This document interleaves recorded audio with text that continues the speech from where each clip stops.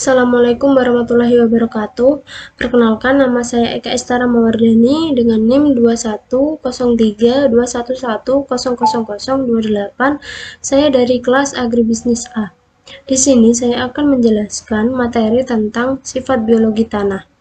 Yang pertama ada bahan organik tanah. Peranan bahan organik di dalam tanah yaitu memperbaiki sifat-sifat fisika tanah, memperbaiki sifat-sifat kimia tanah, dan memperbaiki biologi tanah. Selanjutnya, mikrofauna tanah. Mikrofauna tanah yang pertama yaitu bakteri tanah. Terdapat dua divisi utama yang ditinjau dari habitatnya. Yang pertama ada indigenous, autochthonous. Yang kedua ada pendatang atau allochthonous, yang datang melalui curah hujan, jaringan tanaman, limbah, dan kotoran ternak. Yang kedua ada fungi tanah. Fungi tanah dibagi menjadi 5 kelas, yaitu Omycetes, Zygomycetes, Ascomycetes, Deuteromycetes, dan Basidiomycetes. Kemudian ada Actinomycetes. Actinomycetes merupakan bakteri yang mirip jamur.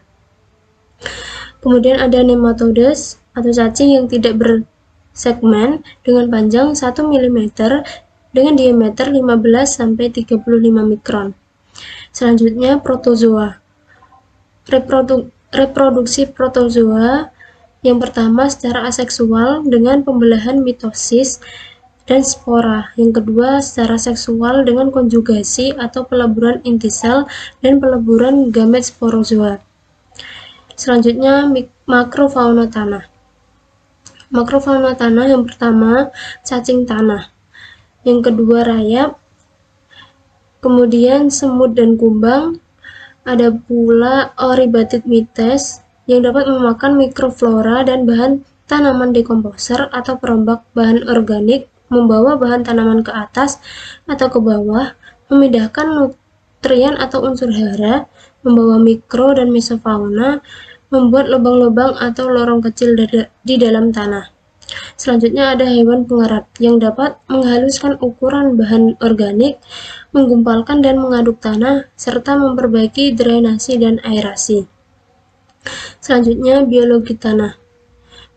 Biologi tanah adalah studi tentang komponen hidup dalam tanah yang meliputi bakteri, jamur, actinomycetes, ganggang, dan fauna tanah lainnya. Aktivitas organisme tanah dipengaruhi oleh iklim, tanah, dan vegetasi. Dalam biologi tanah, tekstur mempengaruhi laju infiltrasi, permeabilitas, dan kapasitas tanah, menahan air atau aerasi, dan drainase. Tekstur dibagi menjadi 3, yaitu pasir, lumpur, dan liat.